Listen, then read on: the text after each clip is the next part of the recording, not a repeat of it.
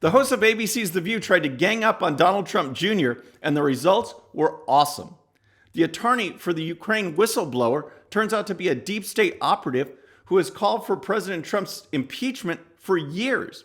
And left-wing tolerance shuts down a father-son display made for first responders. All that and more. I'm Bobby Eberle. This is a 13-minute news hour. And God bless the United States of America.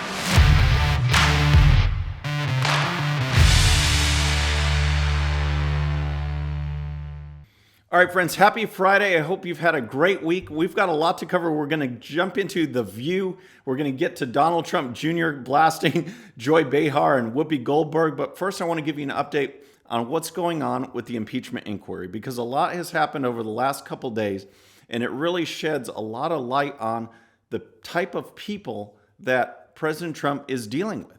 I mean, he's taking on the Democrats. He's taking on the media.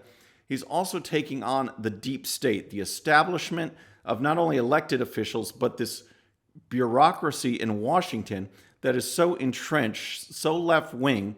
They hate President Trump for just shaking things up. And we saw it in the Mueller investigation. We saw it as they pursued Russia collusion, where FBI agents were exchanging text, talking about bringing down the president.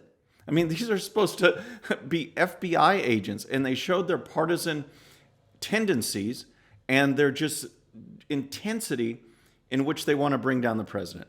Well, now we see this with Ukraine. We have this whistleblower who didn't even see anything, didn't even hear anything, yet this is what all of this impeachment is based around.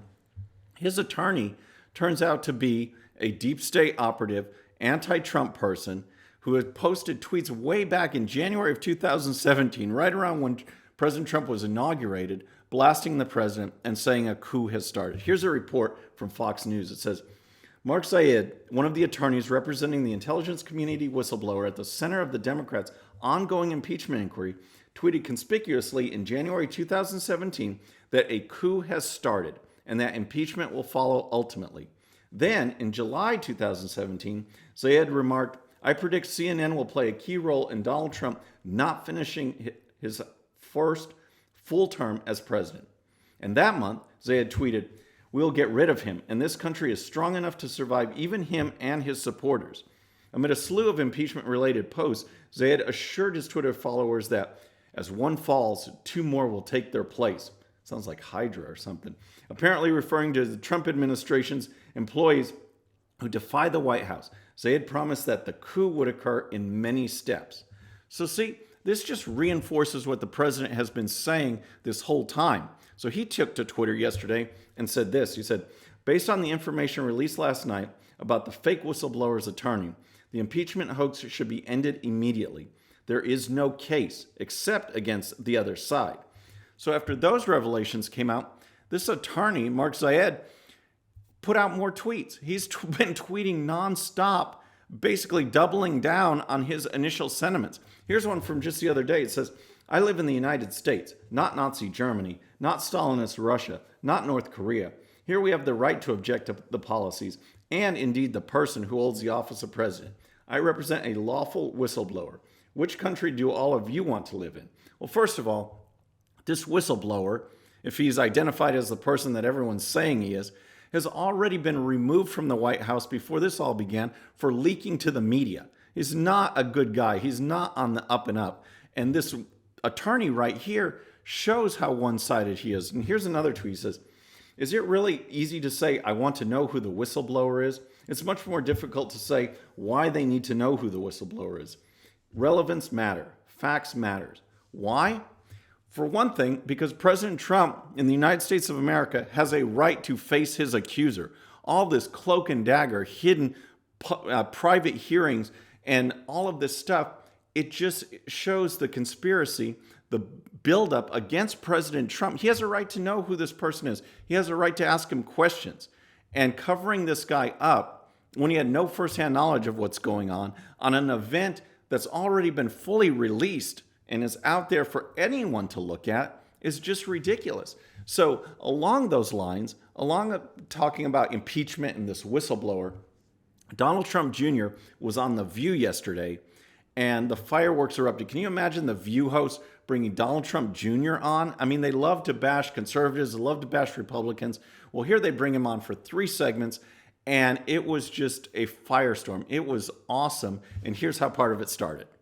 She's talking about, that's what Megan is talking about. She's talking about lowering the discourse to his level, which is horrible for this country. Even if people are working, we don't want to have a country like that. All right, I just find that clip hilarious because Joy Behar and the rest of them routinely lower the discourse. They say things all the time that are inflammatory. Then they have to retract them. They say things and then they're forced to apologize by the network in front of their audience or send out statements. They do this all the time. And yet she actually says that? Here's Donald Trump Jr.'s response. We've all done things that we regret. I mean, if we're talking about bringing a discourse down, Joy, you've worn blackface. Whoopi, No, you I said haven't. that Roman Polanski. I'm sorry, and don't. You said that Roman Polanski. It wasn't rape when he raped a child. So let's talk about. So yeah, no, let's talk about. Whoa, so you can see where this is going. So later in the show, they tried to make a big deal about the fact that, tried to blame Donald Trump Jr. for outing the whistleblower, okay? This guy's name's been out there for a week or more, longer even.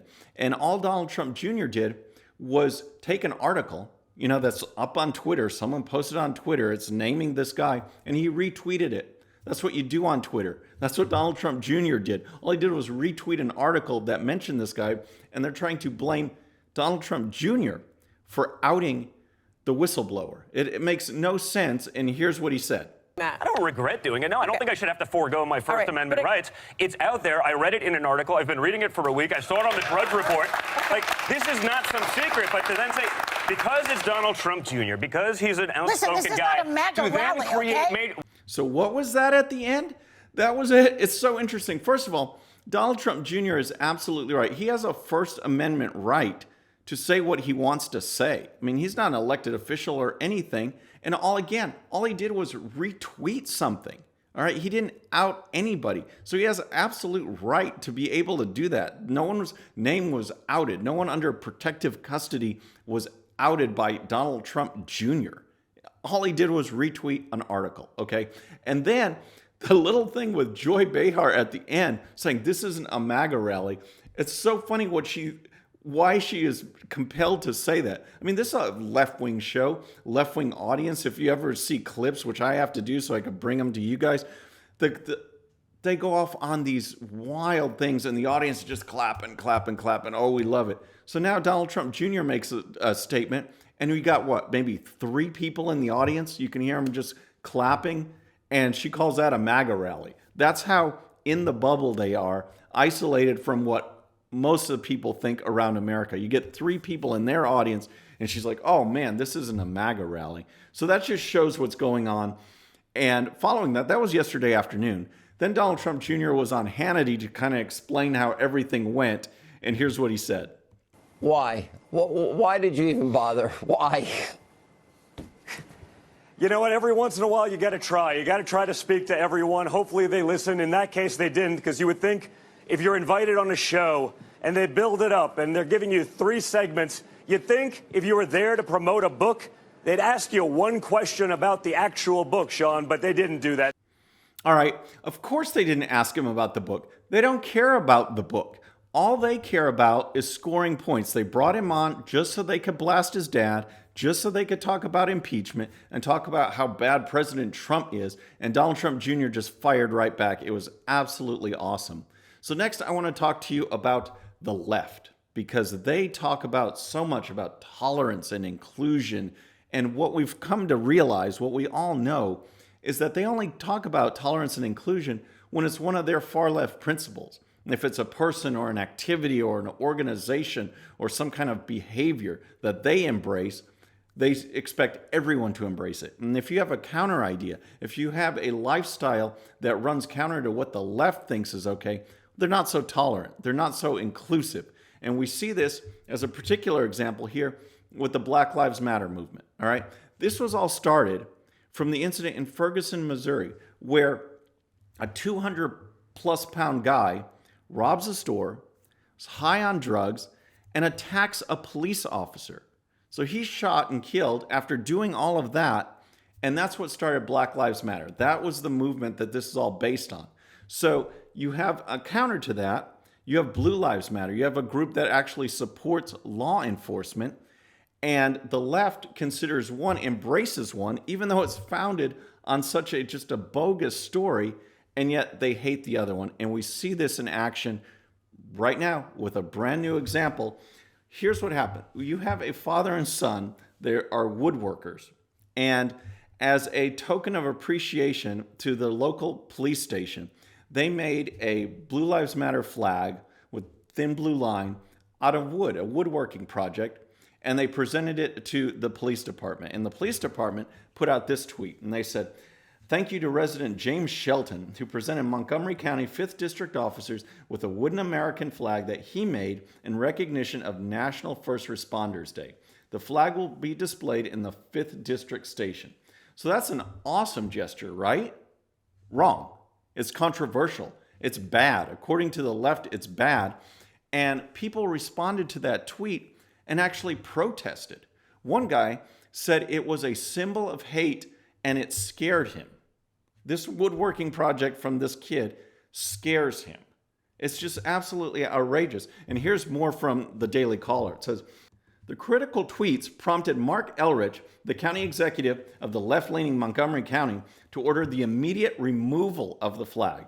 The flag provides a symbol of support to some, but it is a symbol of dismissiveness to others," Elrich said in a statement. "Because it is divisive, the flag will not be posted at the 5th District, nor in any public space within the police department." So that's just crazy. It's just, and it shows again what the left, their own definition of tolerance and inclusiveness. And so finally, I want to tell you about a story that came up that just, it completely symbolizes our segment that we do, Do You Have a Relaxed Brain? I got what you call, like, I don't know, a relaxed brain. All right, whenever we do Relaxed Brain, one of my go-to guys, one of my favorites is Beto. All right, he is just an unending supply of Relaxed Brain material. But he's gone. He's out. So I have to turn to Bernie Sanders, who put out a policy that says during his first year as president, he's going to bring in or allow to come in 50,000 climate refugees. So here's a report from CNS News. It says, Senator Bernie Sanders says he will create a new program that will admit at least 50,000 people fleeing climate change in his first year in office if he's elected president. Sanders made the promise as part of his immigration reform plan titled A Welcoming and Safe America for All, published on his campaign website. By 2050, so 30 years from now, 200 million people will be displaced by climate change, Sanders says, promising to welcome them into the United States. So 30 years, 200 million people are going to say, man, it's just too hot. I got to get out of here. And he's going to welcome them into America. It's absolutely insane. I mean, it goes right along with Alexandria Ocasio-Cortez saying that in a few years, Miami will be underwater. So that's your Relaxed Brain segment for today. Folks, that's our show. I hope you enjoyed it. Please subscribe. And when you do, please hit that bell so you'll be notified. And we'll see you on Monday. I'm Bobby Eberly. This is a 13-minute news hour.